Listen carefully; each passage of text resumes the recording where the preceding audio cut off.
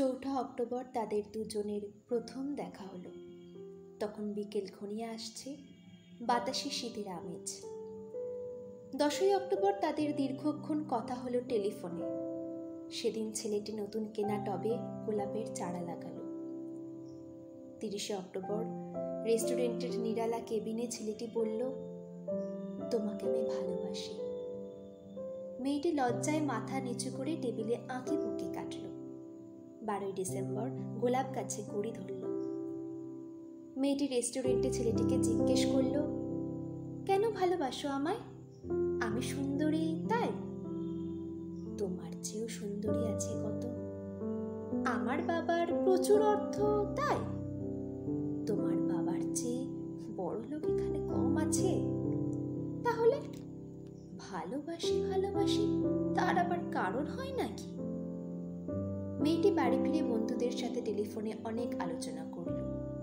সবাই এক বাক্যে বুঝিয়ে দিল, ভালো যখন বাসে তখন একটা কিছু কারণ তো আছে বটেই, সেটা না বুঝে বেশি একুশ না। 3 জানুয়ারি মেয়েটি বলল, আমার কাছে কি চাও? কই, চাইনি তো কিছু। ভালোবাসো অথচ চাও না?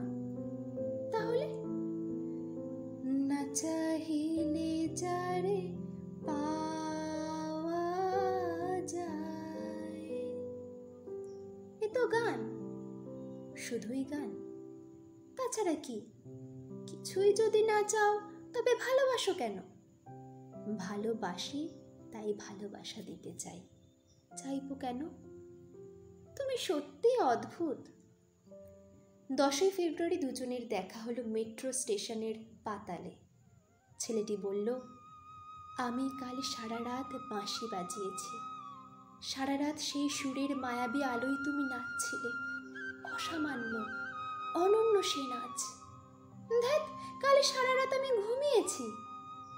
আমি কিন্তু তোমার নাচই দেখে গেছি সারা রাত। তোমার বাঁশি একদিন শুনতে হবে। 12 মার্চ ছেলেটি বাঁশি বাজালো। মেয়েটি শুনল। সময় থমকে রইল অনেকক্ষণ। বাঁশি যখন থামল, মেয়েটির 2 চোখ ভরা জলে বলল, বাঁশি শুনতে শুনতে আমার ঘুম এলো আবেশে। আমি দেখলাম আমি নাচছি মেঘের মাঝখানে, তারাদের পাশে। আমি নাচছি, আকাশে ফুলের গন্ধ। ডাক্তার আমায় বাঁশি বাজাতে নিষেধ করেছে। সে কি? কেন? বাঁশি আমায় টেনে নিয়ে যায় স্বপ্নের মধ্যে। ডাক্তার বলেছে, স্বপ্ন দেখে আমার মস্তিষ্কের শিরা উপশিরায় জট পাকিয়ে যাচ্ছে। তাহলে ভাবছি। 16 এপ্রিল মেয়েটি বলল, আমার বন্ধুরা বলেছে তুমি খুব ভালো, অসাধারণ, কিন্তু তুমি সৃষ্টি ছাড়া, তোমার স্বপ্ন সব অর্থহীন। আমি জানি। স্বপ্ন টপ্ন ছেড়ে দিতে পারো না তুমি? না। তাহলে তুমি তোমাকে হারাবে। তোমায় পাইনি তো কখনো। 5 মে ছেলেটির মস্তিষ্কে অপারেশন হলো। একটু সুস্থ হতে মেয়েটি এসে বলল, ভালো আছো তো? এখন আর স্বপ্ন দেখছো না তো? দেখছি, আরো সুন্দর সব স্বপ্ন। তাহলে তো দেখছি অপারেশনটা আদৌ সফল হয়নি। বাড়ি ফিরে এসে বন্ধুদের ফোন করলো মেয়েটি। বন্ধুরা এক বাক্যে বলল, বাঁশি বাজানো, স্বপ্ন দেখা সবই ব্যাকডেটেড সৃষ্টি ছাড়া। তুই আর লোক পেলি না? তুই এত রূপসী, তোর এত উজ্জ্বল প্রসপেক্ট। ভালো যদি চাস তাহলে শিগগির বিয়ে করে ফেল তোর দাদার সেই বন্ধুকে। উনি তো শুনলাম কানাডাতেই সেটেল করবে।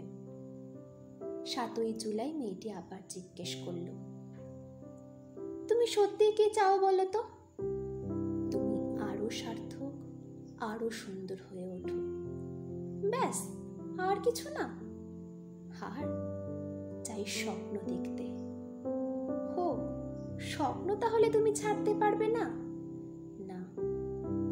তাহলে থাকো তুমি স্বপ্ন নিয়ে। 12 আগস্ট গোলাপ গাছে ফুল ফুটলো অনেক। সেদিন দুপুরে ছেলেটির মস্তিষ্কে আবার অপারেশন হলো। 13 সেপ্টেম্বর 14ই সেপ্টেম্বর মেয়েটির শুভ বিবাহ সুসম্পন্ন হল কানাডাগামী সেই পাত্রের সঙ্গে। 20শে সেপ্টেম্বর গোলাপ গাছটি হঠাৎ ঝড়ে উপড়ে গেল। সেদিন সন্ধ্যার বিমানে মেয়েটি হানিমুনে গেল। যাবার আগে বন্ধুদের বলে গেল, স্বপ্নের চেয়ে বাস্তব অনেক ভালো, অনেক মধুর। স্বপ্ন দেখে কেবল বোকারা। 4ঠা অক্টোবর ছেলেটির মা ঝরে পড়া গোলাপ গাছটিকে সযত্নে তুলে ফেলে দিলেন।